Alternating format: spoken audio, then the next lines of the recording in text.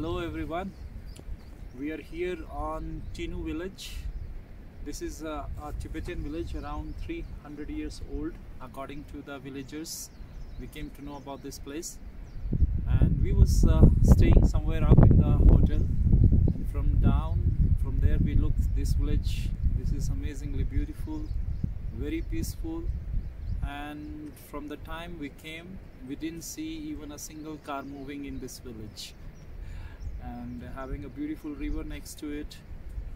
The weather is quite cold. In morning it was a snowfall, and as you can see on the mountains behind me there is a snow, and I think like after an hour or 2 or 3 something again snow can fall because the weather is something similar. So because of the cold weather the question came. And what was your question? Yeah, I just asked like it's really proper weather to practice to awake the Kundalini because it's very cold. And you was laughing exactly like this.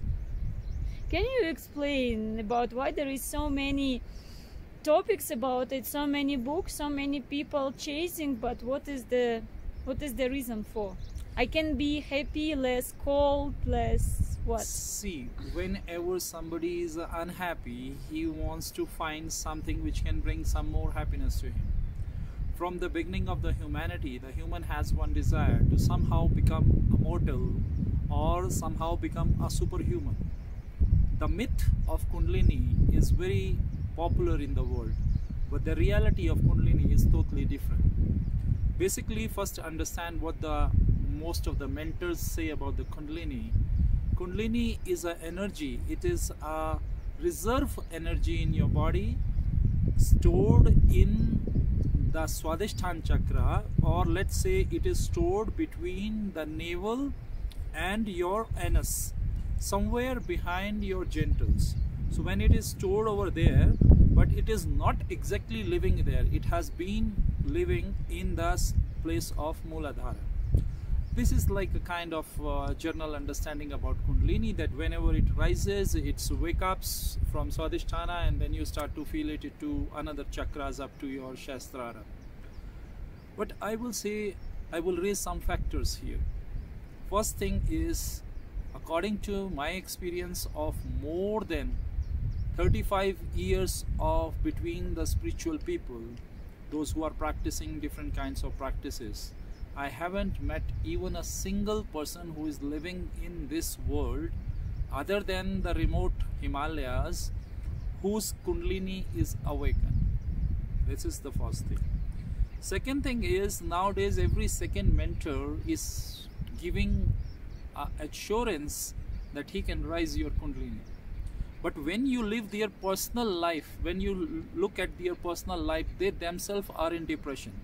They get angry, they get frustrated, they get depressed, they get sick, they get all the traits what others are having, even more than the normal humans.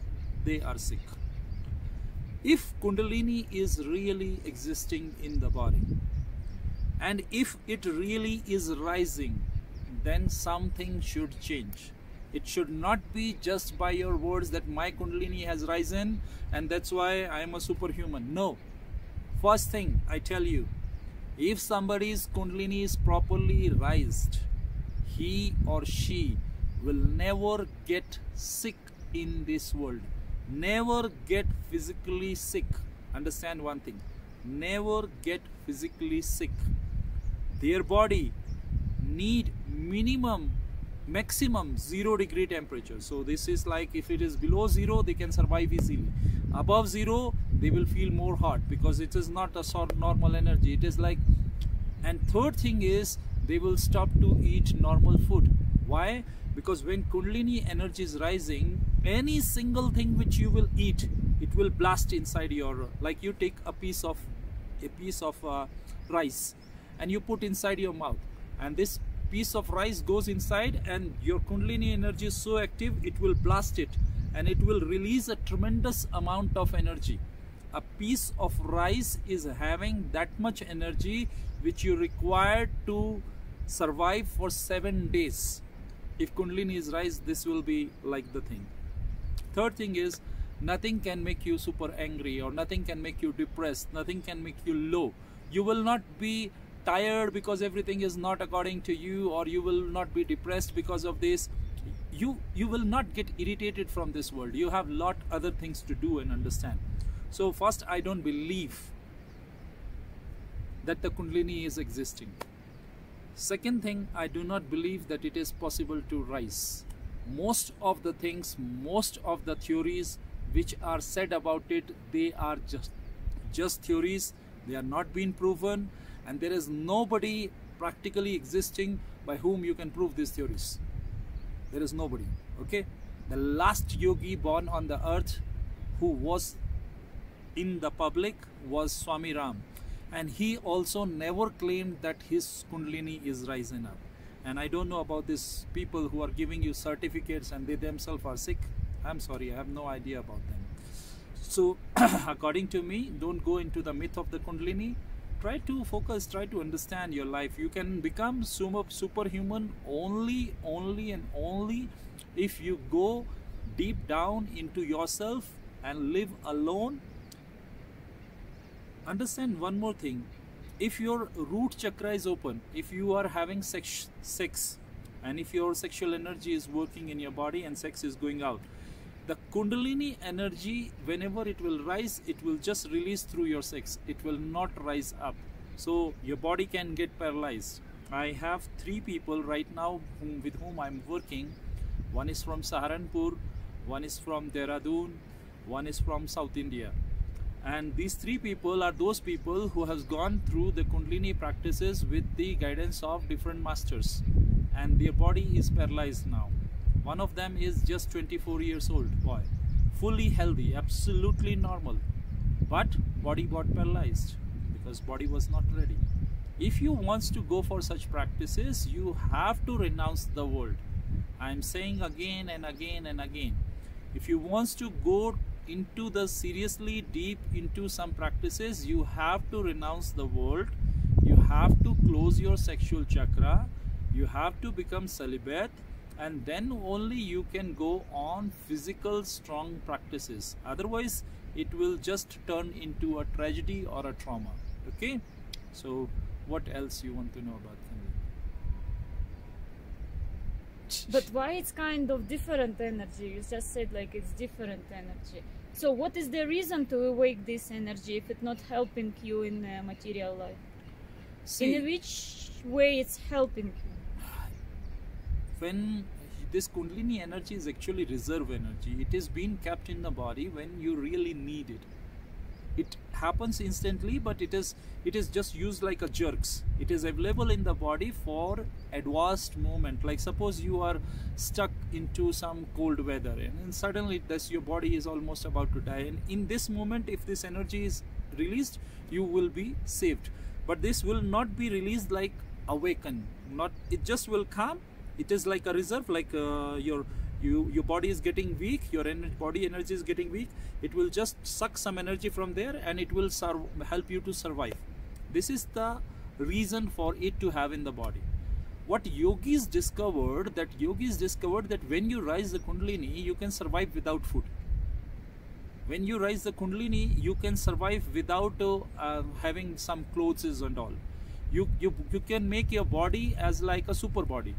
And that was required when they was living in Himalayas, where there was not, like you see, even here, there is so less trees. When you go up higher in the Himalayas, like yesterday we was there in this place close to the Sarchu, there was not even a single tree. There was not even a single piece of grass. So what you will eat over there?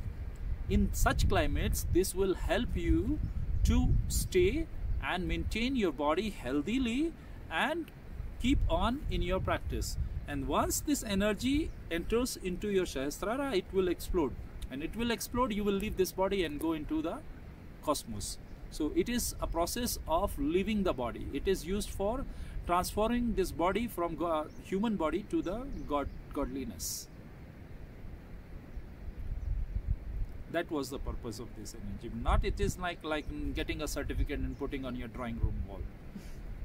So it means so the conclusion, if you're not thinking to get rid of the material world, so you don't need to do this practice. If you are not thinking to get rid of material world, you don't need to go for any kind of spiritual practices other than a simple meditations. You go and practice yoga, again it will spoil your material world. You go and practice Kundalini, again it will spoil your material world. You go and practice Tantra, it will spoil your material world. Everything will spoil your material world. That's why spiritual people, those who are not commercial and they are spiritual, they are almost lost. They are all the time struggling with money. They are all the time struggling with other things. Because they are not able to accept the material world. And till you are in the material world, it is mandatory, it is required. Otherwise just go into some monasteries or somewhere and just live like a life like a monk and practice what you want to practice. No need to worry about the Kundalini or something or material world, to have a big car or a good house or a comfortable life. You see, there was also in the back of us, maybe from here it is not seen or seen. Yeah, you can see on the top of that which we went just now, that behind this stupa there is another one. On the top of this there is a place where people are sitting and meditating. So this place is made on the top of the hill.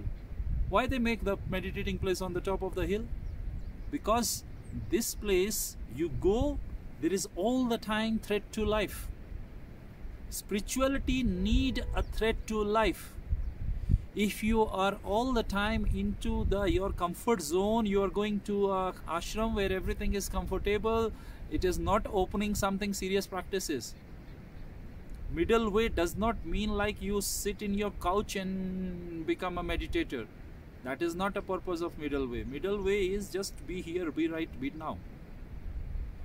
In ancient time, even if you look at the master's ashram or the monasteries, you will see they are somewhere high on the top of the mountains. Why? Because they requires lot of attention, lot of awakening. You cannot sleep. If you are sitting on a stone and which is on the top of the mountain, you cannot sleep. If you will sleep, you will fall, you will die. Because of this fear, the monasteries was created in such a way particularly that you should have a fear over there. And that is why I am saying that you have to renounce the world. You have to go to the forest, you have to go to the mountains, you have to go to the remote places where human security is not more existing.